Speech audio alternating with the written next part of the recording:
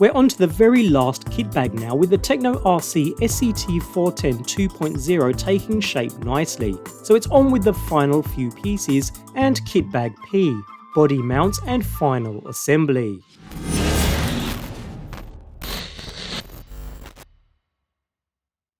The gist of this kit bag is body mounts and bumpers, so we'll get the interior done first with body mounts before moving to the outside.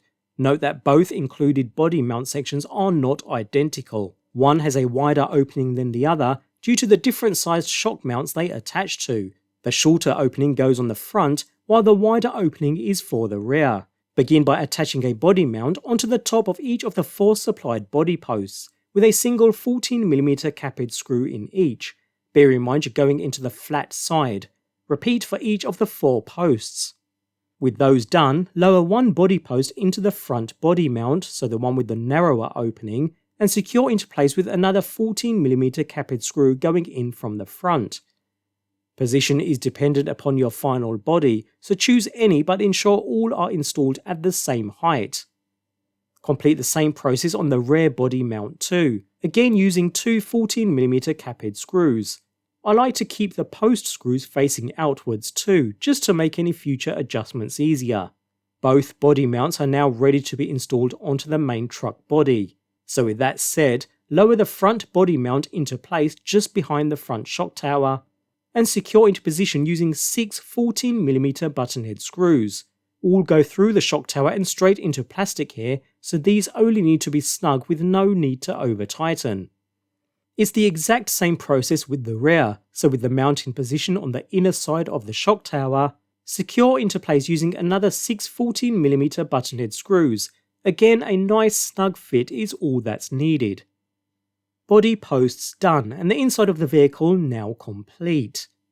So moving to the sides now, these attach to the side guards very easily, and are secured into place with 2 20mm button head screws. Repeat on the opposite side.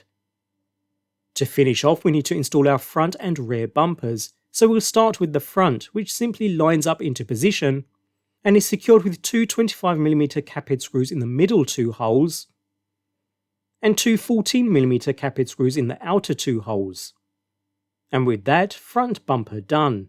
So that just leaves us with the rear bumper, which needs a little construction, consisting of placing the black panel over the centre of the main grille and securing with 2 6mm flathead screws, again just until snug, and finally a spacer into the gap at the bottom, which is held in place by feeding a 30mm buttonhead screw in through the side.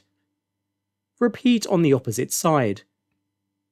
After which we're ready to install onto the truck, so line up on the rear bumper mount and secure with 2 25mm caphead screws in the centre 2 holes and 2 14mm caphead screws in the outer 2 holes. And that's it, Tekno SCT410 2.0 build complete. In typical Tekno RC fashion, as for the stock build, everything came together perfectly well, no issues whatsoever. So another really nice Tekno RC kit to build here. Just like other kits we've built, I can't fault the build process in any way. All that's left in my example is for electronics to be mounted and set up, a body to be added, and the wheels to be installed.